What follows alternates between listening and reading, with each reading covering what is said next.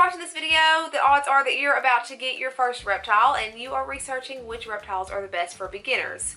Either that or you're like me and you just like watching any and all reptile videos on YouTube, and that's okay too. But today I wanted to talk about the top 5 reptiles that are best for beginners, and also I wanted to kind of throw a few of the more uncommon beginner reptiles. So instead of just the generic reptiles all the way through, I wanted to also throw in a few that are a little harder to find but would make really cool first reptiles because they are very easy and not everybody has them. So let's get into that. Alright, so the first one is kind of a given. The first top best beginner reptile is going to be the leopard gecko, and that is because they are very easy to find. They're very easy to care for. Their care requirements are pretty much minimum. An adult leopard gecko only needs a 20-gallon long tank. They use under the tank heating. They don't have to have any special lighting. You can get special lighting for them because there are certain studies that says that health benefits are there. They come in all different colors and morphs, and their temperament's amazing. Most of the time these guys really like to be handled. I know mine likes to be taken out every night, so she gets taken out every night. And they're not biters. When they're babies they can be a little snippy, but that's just because they're small and they're scared. But yeah, they're very easy, and they're also very easy to find. Any place that carries reptiles are going to carry these. There's various sites online that you can order thousands of different color combinations from, especially if you don't mind paying that shipping, because ordering online you will have to pay a overnight shipping charge. But if you don't mind that, you can hand pick whatever color you want, and they're very abundant at reptile shows as well. So Repticon, here we have the Dixie Reptile Show, and various other just kind of small reptile shows that are put on by people, and they always have leopard geckos. Another cool thing about them is that they only eat bugs, so you're not gonna have to buy vegetables and giant variety of bugs. They eat crickets, mealworms, and they thoroughly enjoy waxworms as a treat, and that's about it. I mean, you could do Dubia Roaches if you want to order things like that, and that's all you have to do. You do have to dust their bugs in calcium. But another cool thing about leopard geckos is you can actually just put a dish of calcium into their enclosure, and when they're getting low, they'll just go eat it straight out of the bowl. And if something were to happen or their tail were to fall off, they are a type of gecko that can regrow that tail. If you saw my previous video, you would know that it is very traumatizing for the owner when they lose their tail. But the gecko's going to be fine, and yeah, they are amazing starter pets, and I would definitely suggest that as a first pet to anyone who is interested in getting reptiles.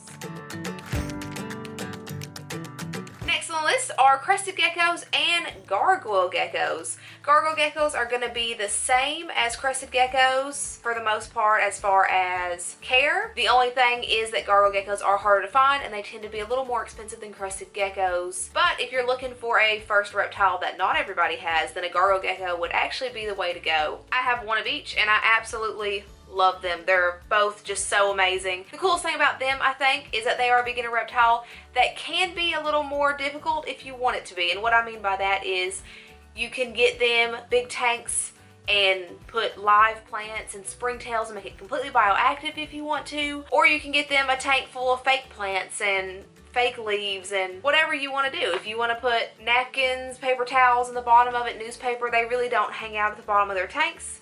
They just have to have a lot of leaves and branches to climb up on because they are climbers. Another cool thing about crested and gargoyle geckos is that they can scale the walls of their tank, which are really cool. But yeah, with these guys, you just have to make sure that they have a good humidity, which can be accomplished by spraying their tanks down once a day.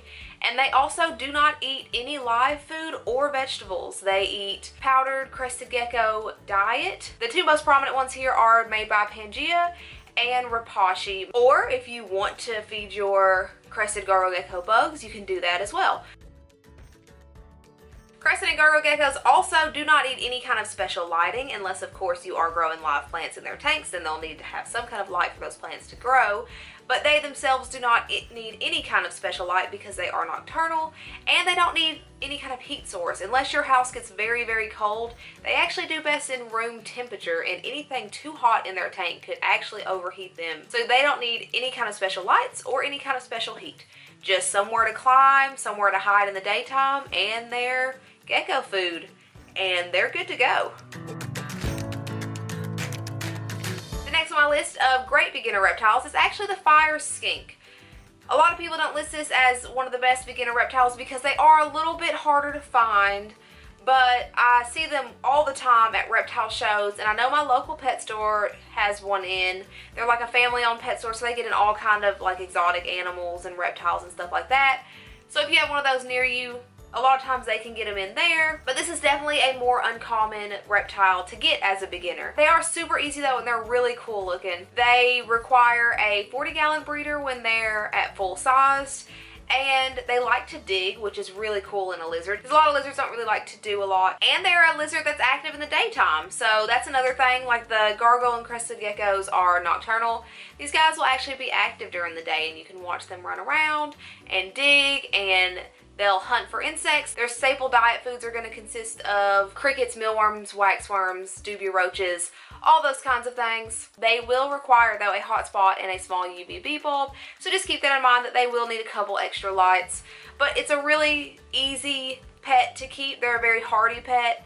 So if you're looking into your first reptile and you want something a little bit different, that would be a really cool way to go if you can get your hands on one. The next one on the list are not commonly kept, but they're very easy to get and they're very cheap. They are the green anoles. Now, green anoles are sold at every pet store imaginable. They're the little bitty lizards with the very long tails that usually there's a lot of them in one tank. And sadly, most of the time they're sold as feeders for small snakes, but they can make really good pets. Number one, they're really pretty. If you look at them in pet stores, sometimes they're not in the best condition, but a healthy green anole is so beautiful. Especially the males, but a little bit on the females as well. They will actually get a pinkish dewlap. Is that how you say that? I don't know. Under their chin, which I think is really cool. Also, they can be housed together. As with any reptile, even community reptiles, you should still exercise caution when doing this because males can't be together and reptiles can be unpredictable and aggressive. So if you are going to get a community of these, you do have to be prepared to take one out if it's being too aggressive and to basically monitor that to make sure it's all going to be okay. But the idea of having a community of green anoles is really cool to me because most lizards just flat out cannot be together. They are super cheap, like I said. Usually they're no more than $10. I think my local pet store has them all the time for like $3 to $5. And their care isn't too bad. They do like to climb, so having branches and leaves, and you could put all that in so they could climb up and hide and explore. These are another lizard species though that will require a full spectrum UV light and a basking temperature, but the hotspot only needs to be in the 90s. So it's not too bad. And they also are active in the daytime, so they'll run around and climb and have fun in the daytime. A lot of people are also able to get these guys to eat straight from their hands. Now they are small and they can be fast, so if you're just getting these, I wouldn't suggest handling them. But yeah, not a lot of people think about these because like I said, they're often sold as feeders, but they do make really cool pets. And if you want a beautiful lizard that you don't have to handle and you just want to set up a beautiful setup for them, like a rainforesty theme setup as more of an aquarium sort of animal as opposed to a handling lizard, day geckos are fantastic, especially the gold dust day gecko. They don't really like being handled, but like I said, you can set up an absolutely beautiful enclosure for them and they'll be happy just hanging out in there. They eat mealworms and crickets and live feeders like that, and you can also occasionally give them fruit flavored baby foods as treats because they will eat that up. They do need to have a basking spot and they do prefer planted enclosures. So like I said, if you're the kind of person that likes to grow plants and you're just wanting to make a beautiful setup and just a super easy reptile that you can put in there and leave alone, they are an amazing choice. You can also have more than one of these in a tank. Just as always, there can only be one male, and there is always the possibility of fighting, even if you do have two females or a male and a female, so you'd have to be prepared to take one out and put them in another enclosure. But if you're just looking for a laid-back reptile that you can throw into a tank and watch, these are the best choice, the most beautiful choice as far as beginner reptiles go. I also have two 2 honorable mentions that I want to talk about. Number 1 is going to be the bearded dragon. Bearded dragons are absolutely amazing, and they are very often marketed as a beginner reptile. The only reason that I hesitate to put them in one of the best beginner reptile lists is because they can be difficult. So they do require a full spectrum tube light UVB, which can be costly, a basking spot, and at very least a 40-gallon breeder size tank. And they have a pretty varied diet. They need all different kinds of vegetables, all different kinds of insects to be happy. They need variety in their diet. The biggest reason that bearded dragons are not in my top list is because they often require vet visits. All the other ones on this list too could possibly require vet visits. I'm not saying that they'll never have to go to the vet, but the bearded dragon seems to have to go more than other animals do. They are very susceptible to parasites, especially if you feed them crickets as their main staple. It's actually suggested that you take them once a year to get fecal tests to make sure that they don't have parasites because they are so susceptible. And female bearded dragons have to have dig boxes around egg laying season because they can lay infertile eggs, and if they don't have somewhere to dig and put that, then their eggs could become calcified, and that's what happened to my bearded dragon. You can watch that video, I'll put that link here. But yeah, they can become pretty pricey pretty fast when you put in those vet visits. I absolutely love my bearded dragon though. If you have the means to support a bearded dragon and to take care of it if those emergency situations come up, then by far definitely get one of those.